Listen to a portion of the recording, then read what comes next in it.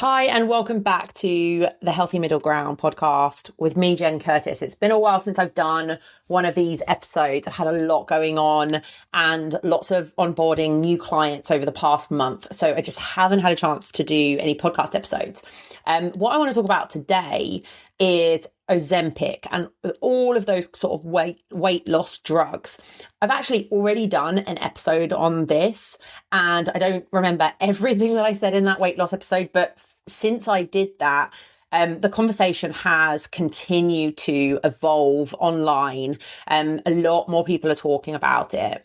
And I've had a lot more time to think about my thoughts on these sorts of weight loss drugs. And my opinion has kind of evolved. So I wanted to just add some things to the conversation that I don't think I talked about last time. And in particular, I've really noticed how this conversation has sort of, as most things do online today, become kind of two extremes fighting each other. And very few people actually talking about the nuance in between those two extremes, which is what I'm going to aim to do today. Because I've listened to a lot of podcasts on Ozempic, and everyone is like fighting their corner either on one side or the other. And it's really, really tiring. I think it is a topic that has a lot of nuance. And I don't think most people have like a real bee in their bonnet. And this is like a real political issue and a real kind of like, a lot of people have their like personal politics about what obesity is and what it isn't. And I think that's driving a lot of the debate. Very few people are sort of calm and cool and collected and able to understand the arguments on both sides, like for and against, and then where they meet in between and all the messy nuance in between. So I'm going to attempt to talk about some of these things in this podcast, which is what I always try to do on the Healthy Middle Ground podcast, as the name suggests. So the first thing that I want to say is that both the left and right, in a political sense, tend to weaponize or everything around health and obesity and everything that comes with it, and especially within an American context. I mean, I'm British and I live in Israel, and I'm aware of kind of the attitudes towards these sorts of things in those countries, but increasingly online. I mean, let's face it, Americans tend to sort of dominate the space online about most things. And also Americans are the ones who are driving the obesity epidemics. But like with most things American, people tend to get really, really like super on one side of the spectrum or the other, and just not appreciating the nuance in between. So I want to start with background of how the left and right are weaponizing health and obesity. And ultimately, what it comes down to, like the big message, is that the left tends to say, it's not your fault. It's all because of big food, big pharma. It's society's fault. It's the big company's fault. They're putting stuff in your food. I mean, there are a lot more people on the right saying this as well, now in the US. But to a large extent, the left is all about, it's someone else's fault. It's not your fault. You're a victim. If you're obese, if you're overweight, it's basically not your fault. That's where a lot of the body positivity stuff comes about, is instead of trying to change, just fully accepting who you are and loving who you are. Whereas on the right, it's the total opposite. It's personal responsibility. You have to do it. If you're fat, it's your fault. It's no one else's fault. You need to do something about it. You need to pull yourself up by your bootstraps. Nobody's coming to save you. Personal responsibility. And it's basically those two sides of like victimhood and then personal responsibility. That's basically what kind of characterizes people on the left and right of this debate. And that trickles into the Ozempic debate as well. And as with most things in life, the truth, I believe, is somewhere in between, right? It's a mixture of things, whatever your problem is in life, right? Whether it's you're obese, whether you're carrying 10 extra pounds, or whether, you have issues in other areas of your life. It's a mixture of factors that aren't your fault, aren't your responsibility, and aren't under your control, and a mixture of personal responsibility and your personal attitude, right? Those two things, those two parts of things play into most things. If you're not where you want to be in terms of business, financially, in terms of family, in terms of relationship, or your health, there is a mixture of those two sides of things that are contributing to your current situation. And you can't control everything. A lot of things aren't your fault, but they are your responsibility. And that's what I kind of want to talk about in the rest of this podcast episode, is how those two things are, part of, like, create a lot of nuance when it comes to this Ozempic debate. So I think that and I see this a lot online, I think that a lot of people on the right of this debate are sort of like, it's your responsibility, you shouldn't rely on a drug, it's the easy way out, like you're cheating, it's like not fair, blah, blah, blah, blah, blah. You need to do it because of your own hard work. Like, the people on that side of the debate, I think they don't always appreciate how much harder it is for some people than for others.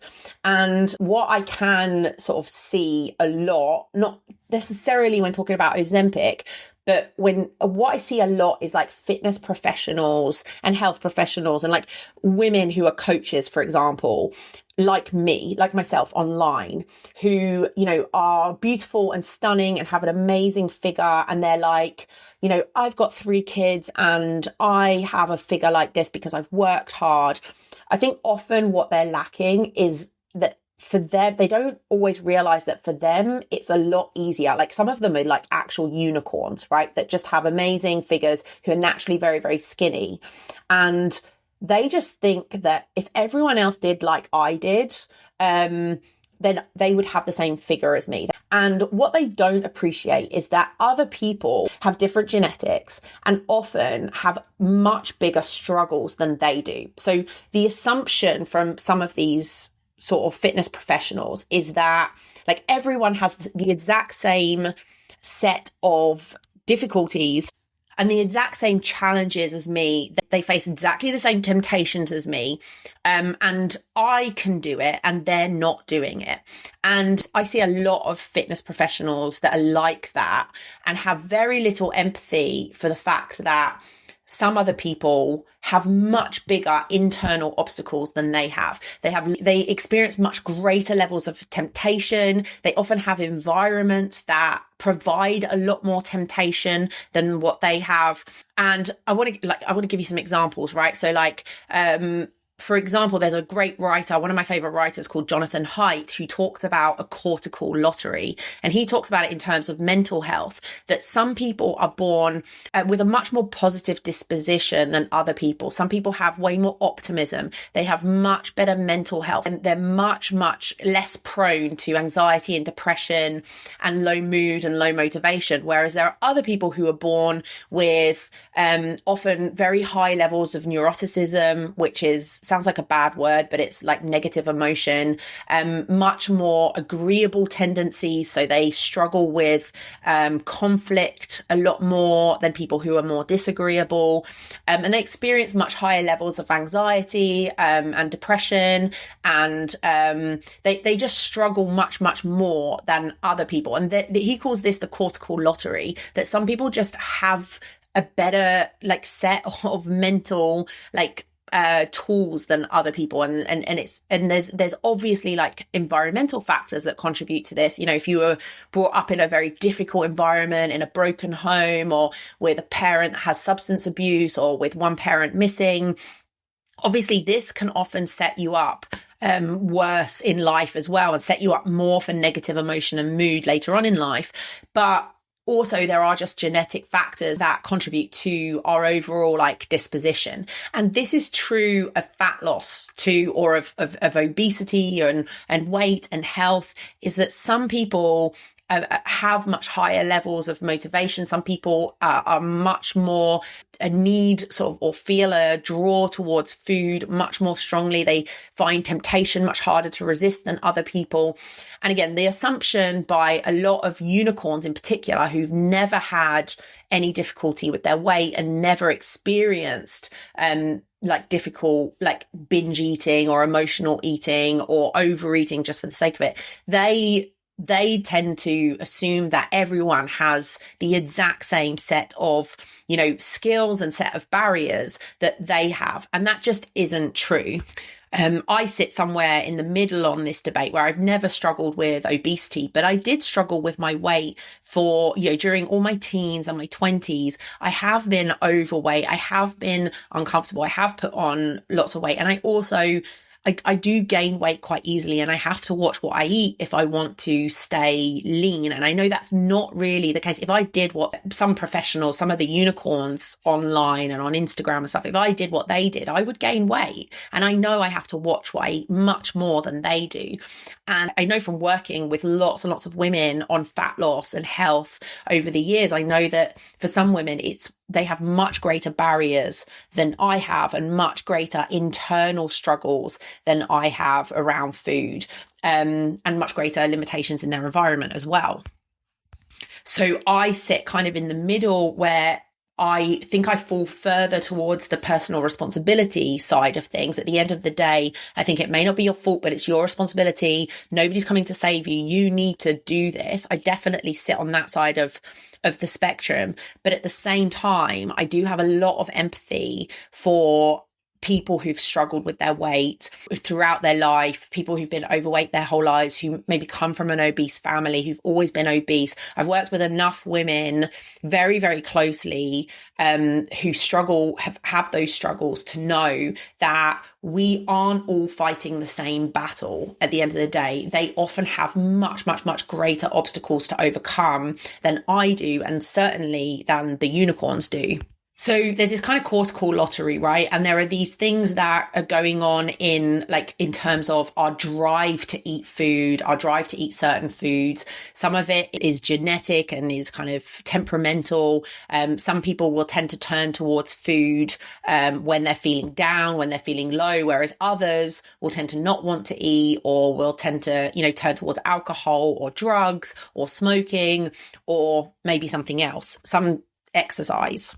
But it's this idea that we aren't all dealing with the same problems. And I think another really, one way that really illustrates this point really, really well, but is probably really, really, radioactive, in terms of not being PC to say today. But another one is IQ, right? Much lower IQ, some people with much higher IQ. If you're 160 IQ, right?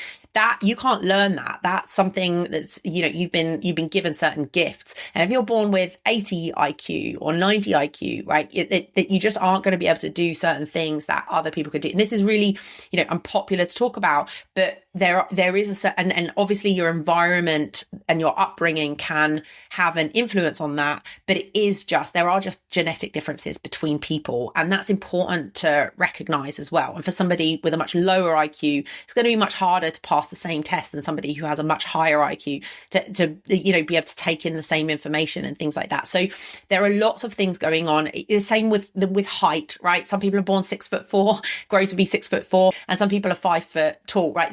There are certain, like, those physical traits. A lot of the mental and emotional traits are also have some genetic element. Again, they're influenced by the environment, but also while we're talking about environment, we don't all have the same environment growing up, right? Some people might have parents who were fit and healthy and ate healthy food and ate the right amount and set a good example, whereas other people might have had mums who were very overweight, who didn't know anything about nutrition, who had some messed up, ideas around food. I'm describing myself now because my mum I grew up with a very, very obese mother who did silly diets and had really fucked up relationship with food and passed a lot of that on to me. But she also had no idea about what was healthy and what wasn't healthy. We lived off of fast food and microwave dinners and hot dogs and cereal frosties, things like that. And we all have different environments growing up, and that's not necessarily fair. But it is the reality of life. It is part of what's playing into this, why some people struggle with obesity and why some people don't. So I think that to a large extent, these drugs, some of these weight loss drugs can actually level the playing field for a lot of people. And one of the things that comes up a lot in these debates, or when you listen to people's testimonies of taking these weight loss drugs, is the food noise, right? And food noise is a concept that I talk about a lot with a lot of my clients, because some of my clients have an intense amount of food noise all the time, right? They're thinking about food even when they're eating their dinner, they're thinking about their next meal. They have food noise throughout the day. They're always thinking about food. They're planning everything around food. And some people just don't have that. Some people just don't think much about food and they forget to eat, right? And then there's a whole spectrum in between. So food noise is something that some people struggle with to a greater degree. And what a lot of people who've taken weight loss drugs talk about are that it really reduces the food noise. They just suddenly don't think about food and they're like, oh, like it's 12 o'clock and now I'm getting hungry and now I'm going to eat, but I'm not constantly thinking about what's next. I can then just eat. I'm no longer hungry. And then I stop thinking about food. Now, for me, that's how I operate these days. I used to have a lot of food noise in my teens and my 20s. Nowadays, I don't have that. And I've changed that through a lot of lifestyle and habit change. And I think there is a way of doing that through lifestyle and habit change, but it can be very, very difficult. And it took me a long time to change that. And some people have much higher levels of food noise than I've ever experienced in my life. And I know that because I work with a lot of these people and they describe it to me. So what some of these weight loss drugs do is that they can level the playing field in terms of food noise, in terms of your drive to eat, and bring it down to a level that other people are dealing with on a day-to-day basis. And I think this is really, really comparable to a lot of the more modern psychiatric drugs. So not just SSRIs, but other classes of drugs that, anti-anxiety drugs or antipsychotic drugs, and the things that affect anxiety and depression, is that what they often do is they level the playing field. Some people experience much more negative emotion than others naturally. And yes, there are lifestyle things you can change. And yes, there are habits that you can change. And yes, you can do CBT. But there will still be some people who suffer with this stuff to a much higher degree. And people who don't will never really understand that. And I think about people like, Elon Musk, for example, right? Or Mark Zuckerberg, right? To be the kind of person who can just go, keep doing things, never worry about who thinks what about you, never worry about saying your opinions, always just having so much positive emotion to or positive mental state to such a degree that you can just keep doing things and not ever struggle with anxiety, depression, low mood, or low self-worth or low self-confidence, right? This is yes, they are successful people and that feeds into all of those things, but there's a bit of a chicken and egg situation. Some of these really high powered people, they're very, very disagreeable. So they just don't care. Conflict doesn't make their heart rate go up. Some of them are a bit autistic as well, so that contributes to it. But they have very, very low levels of neuroticism, so they can cope with very stressful situations without going bonkers or getting anxiety and getting depression. And I also see it in my husband, right? My husband has a much higher threshold for stress than I do and can deal with so much more stress and just keep going and just not get upset about it. He definitely has a tipping point where it's all too much, but he has much, much, much higher threshold than I do. And that is to a certain degree, partly personality traits and partly just genetic. It does have to do with your upbringing as well, but there is a big genetic component. So anyway, my point is that a lot of these modern psychiatric drugs, I think it's a very apt comparison to the Wegovy and all the fat loss drugs, Ozempic and that kind of thing, because it has the same sort of stigma attached to it. And it's looked at by people who don't need them So like, it's a very interesting situation where there are the people who don't need them, who probably have a much more positive disposition, much more positive mental state, who have won the cortical lottery. They look down on people who need to take antidepressants or any other type of drug in order to get through the day, but they don't understand, they don't need them. So, and they can't understand the internal like experience of somebody who does have very low mood and does have a lot of anxiety and depression, and they assume that those people are facing, the people who do benefit from psychiatric medication, they assume that they don't need them to the same degree, that they can just get by without. And in a lot of ways, some of these psychiatric drugs do level the playing field for individuals who really struggle with those sorts of conditions, even if it's not actually a condition, right? Even if it's not actually chronic depression, but just struggle on a day-to-day basis with low mood and things like that. It can really level the playing field for those people. And I think that Wegovy and Ozempic and all of the fat loss drugs, they are the same in that way, in that they level the playing field. And just one final thing is ADHD medication is also like that, right? I've taken ADHD medication myself. I have an ADHD diagnosis, and what I can do while taking ADHD medication is so beyond what I can do without it. And I think to myself, do some people experience this? Like, is this how they experience the world? When I take the medication, this is how their brain just works on a day-to-day basis.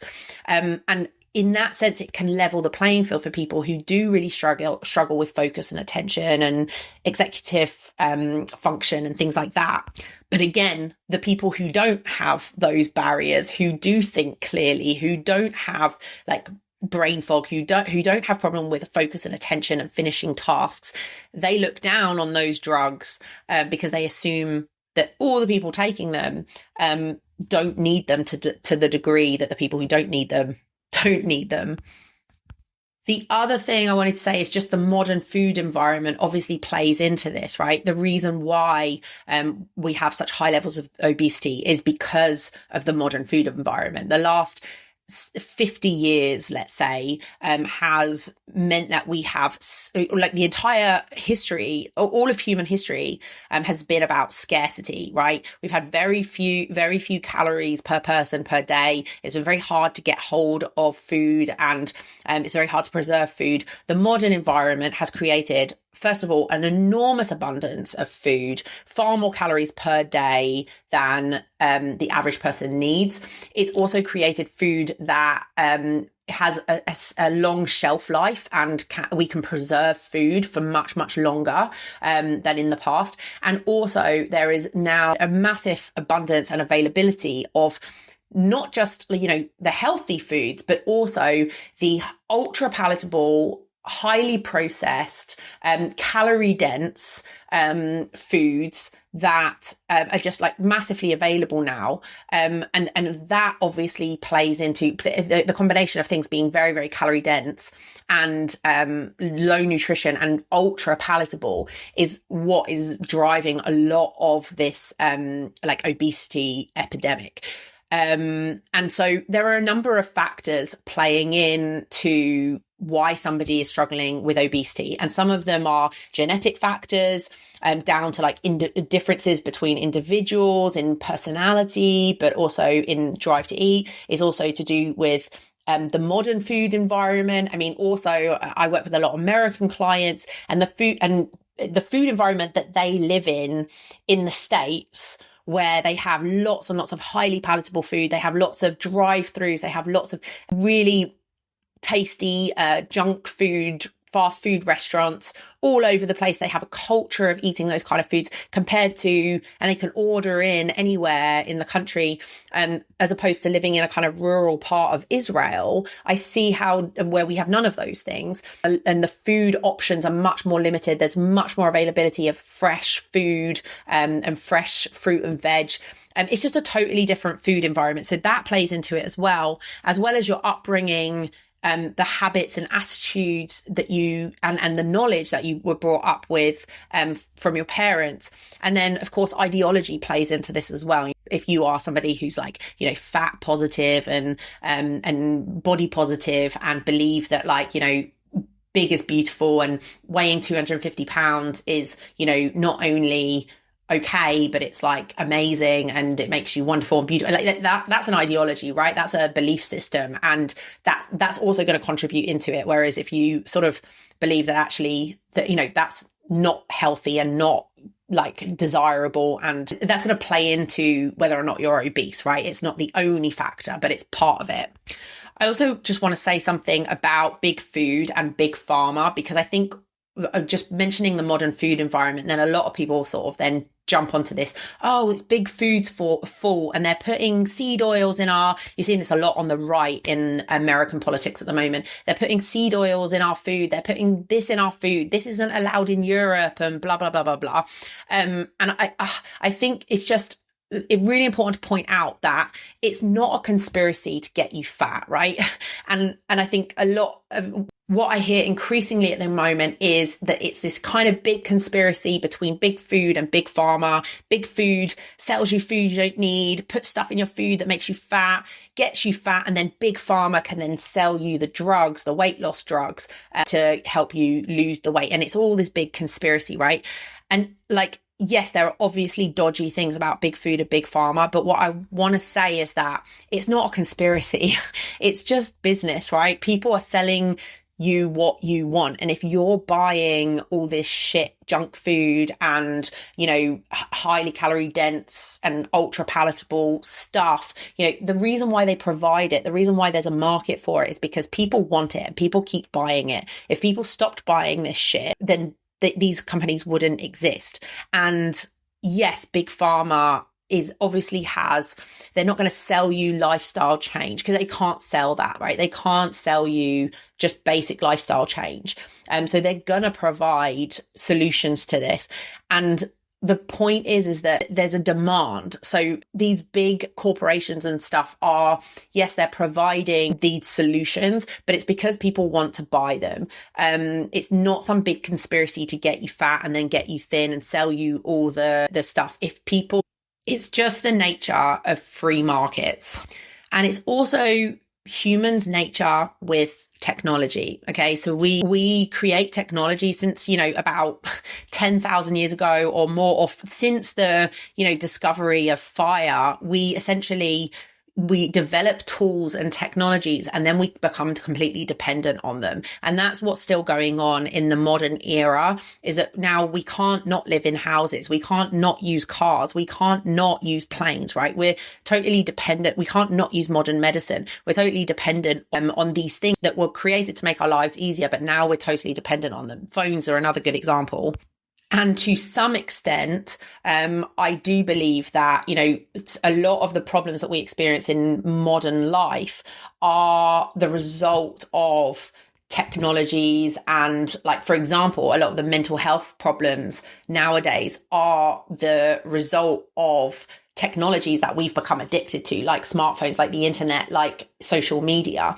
And the obesity epidemic is us being totally reliant on some of the really innovative technology that we came up with as humans to make food last longer, to make it tastier and to make it more enjoyable to eat.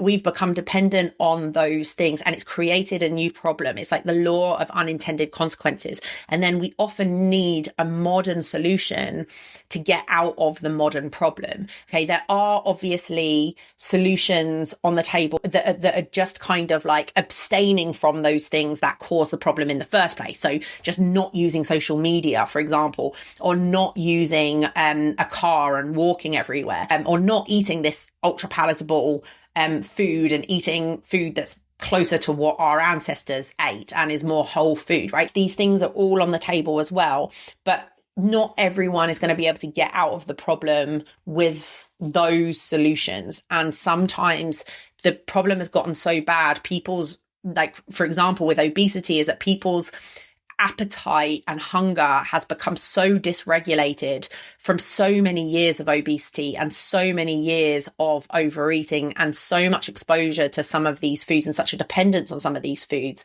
that they might need a modern solution to get out of the problem.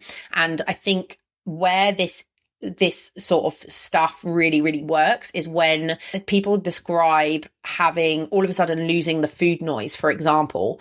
And yes, you need to probably keep taking the drug in order to continue to not experience food noise, but it also shows you how it is to live without the food noise, right? And often it allows people to get down to a healthy weight and a healthy BMI and a healthy body fat level. And then their physiology is very different. So then some of the factors that are contributing to the food noise in the first place, like very high levels of body fat, like very low fitness, like poor glucose regulation, like high triglycerides, high blood sugar levels, high cholesterol.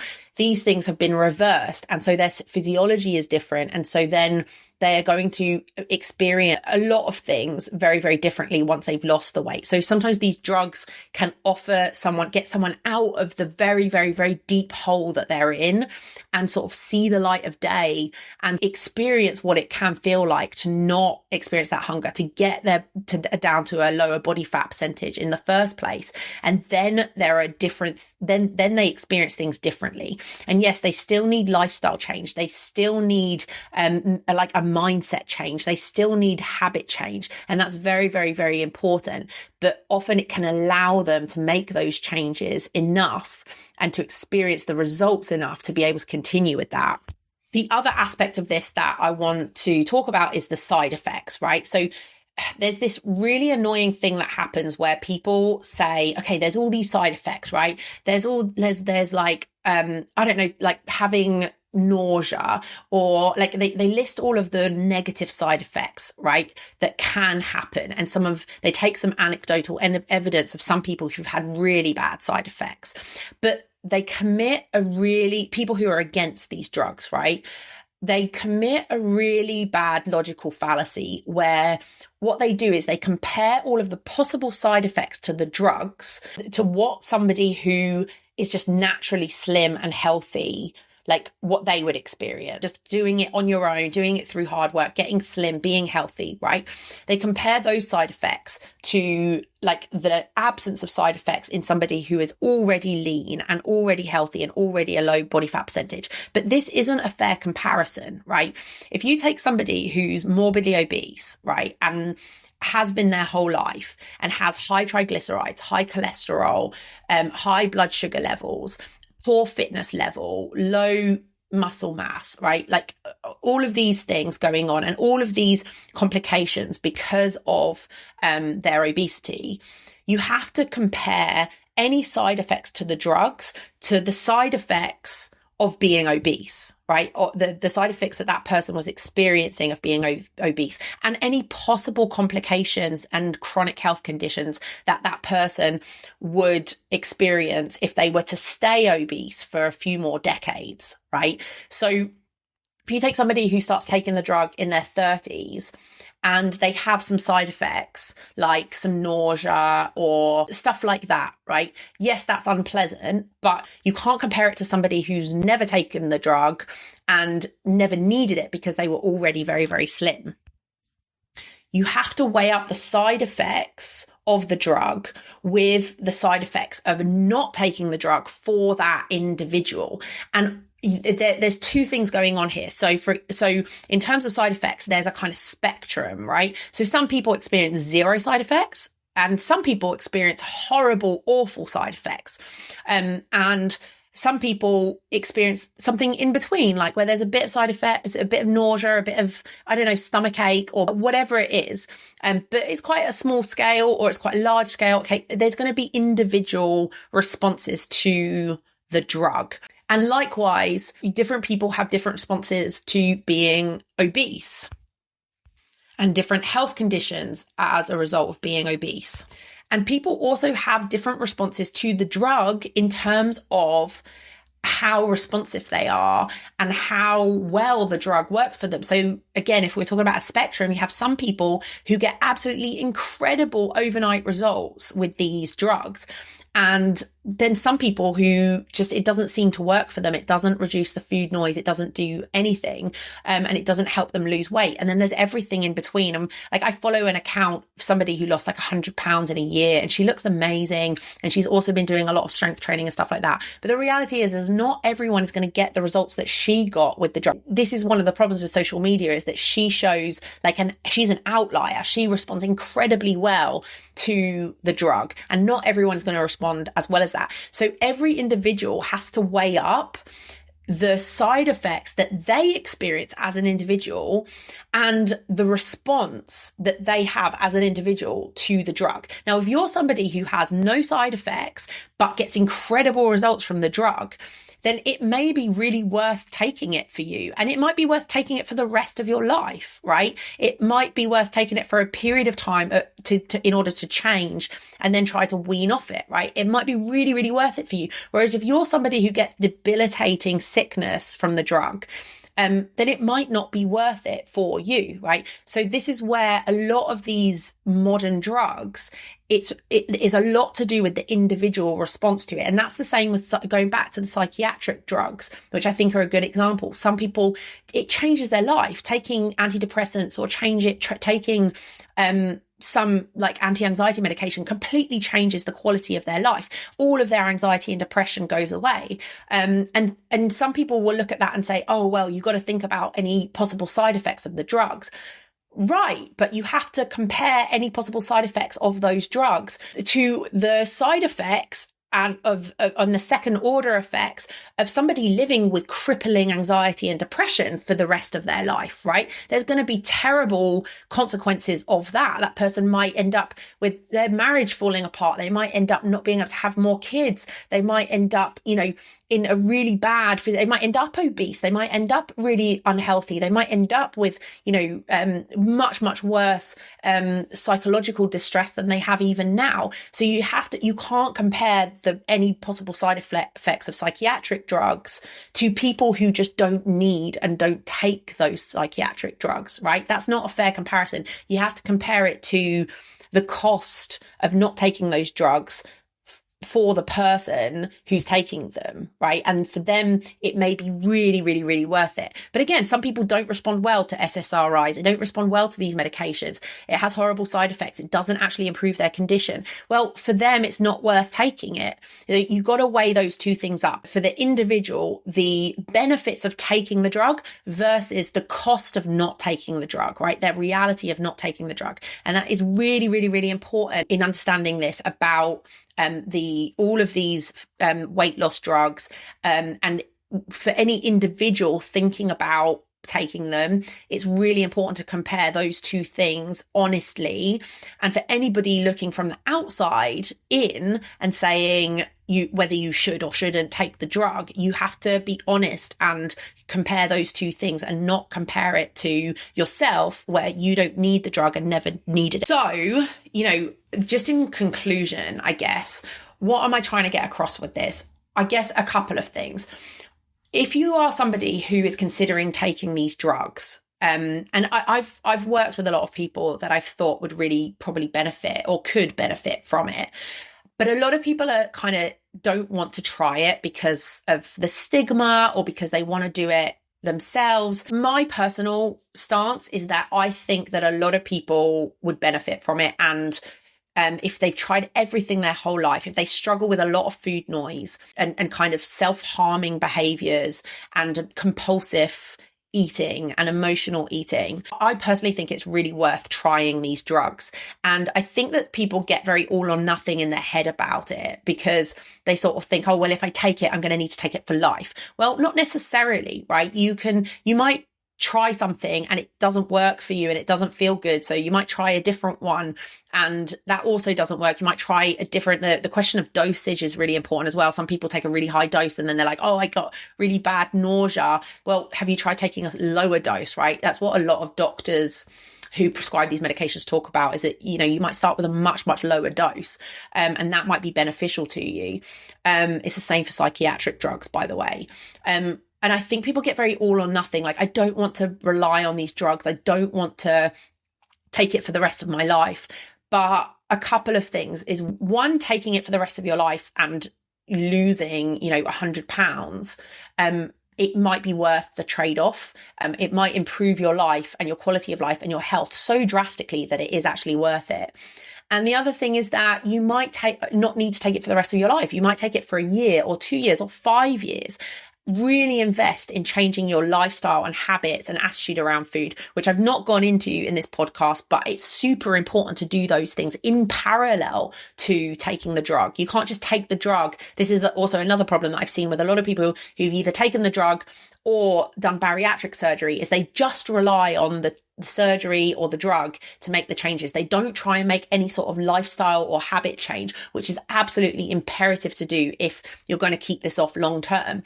So you might take the drug for a short period of time or for a medium period of time and change your lifestyle, work on your, the mental side of food, of food. I work a lot with my clients on the mindset and on how they look at food and how they conceptualize it and stuff like that. You might do that sort of thing, get to a point where, it's no longer an issue for you, and then start to try to come off the drug. Again, yes, you might experience more food noise when you start to come off the drug, but because your physiology has changed now, because you're in a much better position, you might not experience those things. And then you have to decide for yourself, do I keep taking it or do I wean off it? Every individual has to make that decision for themselves. But I do fear that a lot of people who could really benefit from it don't even want to try, because they're thinking in quite black and white terms about it. I don't want to take it my whole life, or, I don't want to experience the side effects, which, may or may not be an issue for you. So that's the one thing. In general, I'm quite pro these drugs, because I do think that they level the playing field for a lot of individuals. They don't work for everyone and they're not right for everyone. And I'm not saying if you are struggling with obesity, you definitely need to take them and they're definitely going to help you. I'm saying that I think it's probably worth trying if you've tried everything else. Now, if you haven't tried a program like my program, right, where I don't put you on ridiculously low calories, we address your mindset around food, we change lifestyle, make lifestyle and habit changes, you need to actually look at all of that stuff, try improve the quality of your food, improve lifestyle habits like sleeping enough, things like doing exercise, things like that, right? If you haven't tried something like that, then I would say you haven't tried everything, right? If you've just done crazy diets and none of them have worked, well, obviously they haven't worked because these diets are too extreme. So I would say if you have the opportunity, you should try my program or a program like mine if you haven't tried that yet. And if you haven't tried that yet, you haven't tried everything. But I also realize that a program like what I offer isn't necessarily accessible to everyone. Not everyone knows someone who offers this kind of service.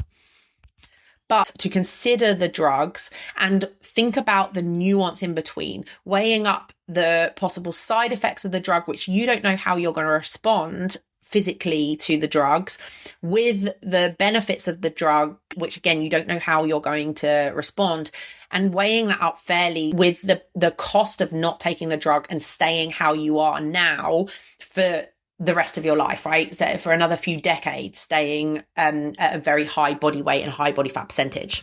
And the other thing I would say is that if you are somebody watching from the sidelines who doesn't need to take the drug, who is fit and healthy, maybe you're a coach, maybe you're not, and you're looking at this and you're saying, oh, people just need to do the work and they need to stop looking for the easy way out and blah, blah, blah, blah, blah.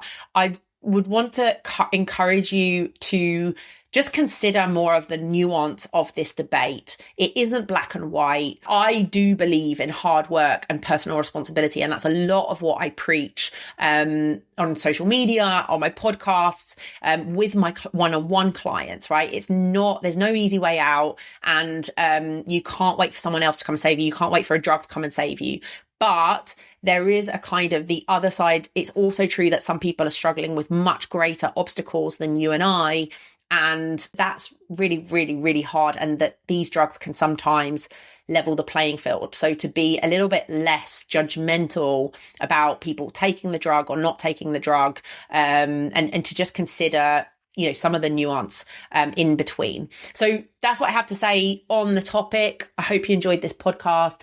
Let me know your thoughts in the comments below. I'd love to hear from you. Let me know if you have any requests for future podcast episodes. Thanks for listening.